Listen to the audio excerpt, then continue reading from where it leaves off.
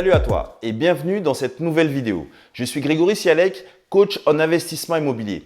J'avais à cœur de partager aujourd'hui l'expérience d'une cliente que j'ai accompagnée il y a quelques temps. Alors, c'est une cliente qui recherche sa résidence principale, une maison avec un grand jardin. Voilà, c'est ce qui lui ferait plaisir. Elle est actuellement déjà propriétaire, mais d'un appartement, 3 pièces, dans une ville du 92 proche Paris.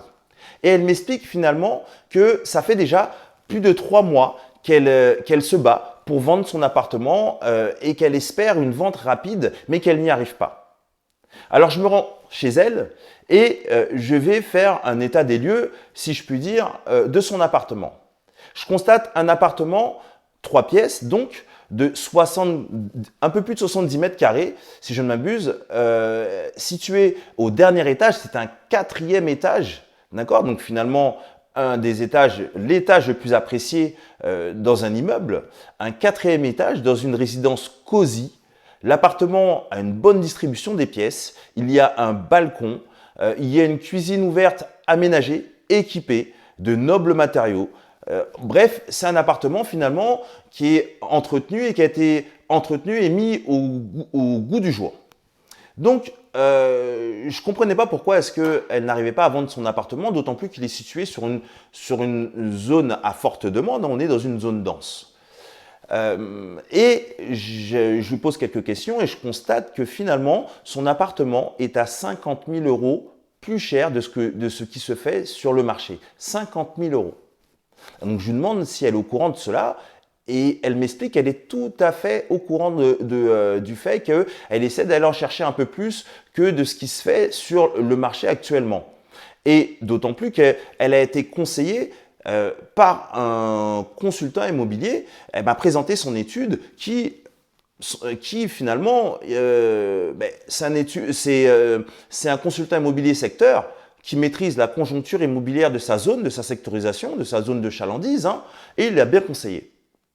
Et en effet, ça n'a pas manqué, ça fait un peu plus de 3 mois, bien sûr, que son bien ne se vend pas. Ça l'embête parce qu'elle souhaite vraiment pouvoir se positionner sur l'acquisition d'une maison.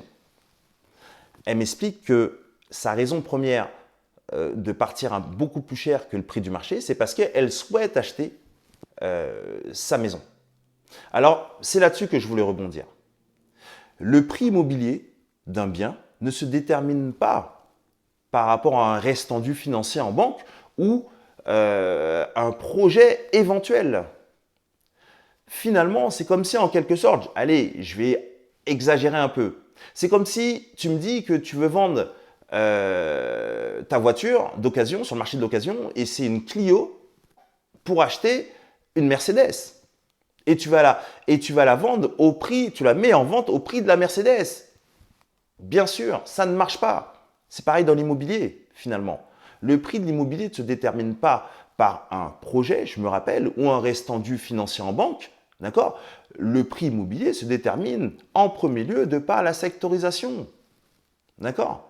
Parce que son appartement qui est dans le 92, si je le prends et je le mets au fin fond de l'Eure, le même appartement, mais je le mets dans l'Eure, croyez-moi qu'il n'aura plus le même prix.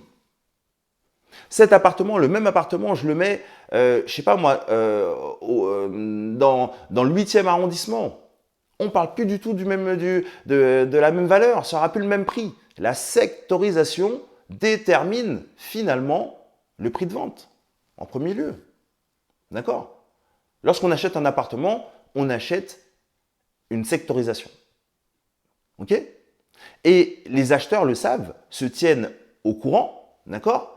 Aujourd'hui, les informations sont au bout des doigts de tout le monde. Hein. En quelques clics, on arrive à savoir la valeur au mètre carré d'une sectorisation. Et bien sûr que les acheteurs, à ce moment-là, ils se sentent bluffés, ils ne comprennent pas. Ils disent, mais comment ça se fait que sur cette même sectorisation, pour le même type de produit, il y a une différence de 50 000 €. Et donc, c'est comme ça qu'en tant que vendeur, on va s'enliser dans le marché de la vente. Et attention, le risque de s'enliser dans le marché de la vente, de passer trop de temps sur le marché de la vente, c'est par définition de vendre peut-être moins cher que le prix du marché dans 6 mois, ou dans 8 mois, ou dans 1 an. D'accord? Donc, je pense que tu as compris ce que je t'explique. On ne détermine pas le prix d'un bien comme ça, hein, un peu à la volée. C'est pas comme ça. Il y a une étude à faire. Il y a des professionnels qui maîtrisent cela, bien sûr, et qui pourront t'accompagner pour déterminer correctement la valeur de ton appartement. Chose que j'ai faite avec elle, bien sûr, et je lui ai donc invité à se mettre en phase avec son consultant immobilier qui l'accompagne. Et depuis, elle enchaîne les visites. Ils sont mis au prix du marché. Elle a revisité ses projets, bien sûr, hein, d'accord, pour le coup. Mais elle enchaîne les visites et très bientôt, je suis convaincu qu'elle pourra avancer sur la vente de son appartement. Donc voilà. Ben, je te remercie beaucoup de m'avoir écouté. J'en ai fini pour cette vidéo. Ce que je te demanderais, excuse-moi, c'est un like. Ça me donne de la visibilité. Ça aurait été super gentil de ta part. Et d'autre part, en cliquant juste sur le lien en dessous de la vidéo, tu auras accès à une formation gratuite, et vraiment j'insiste dessus, totalement gratuite. Tu cliques, tu rentres ton prénom, tu rentres ton mail et tu reçois 3 vidéos de formation gratuite. Ok?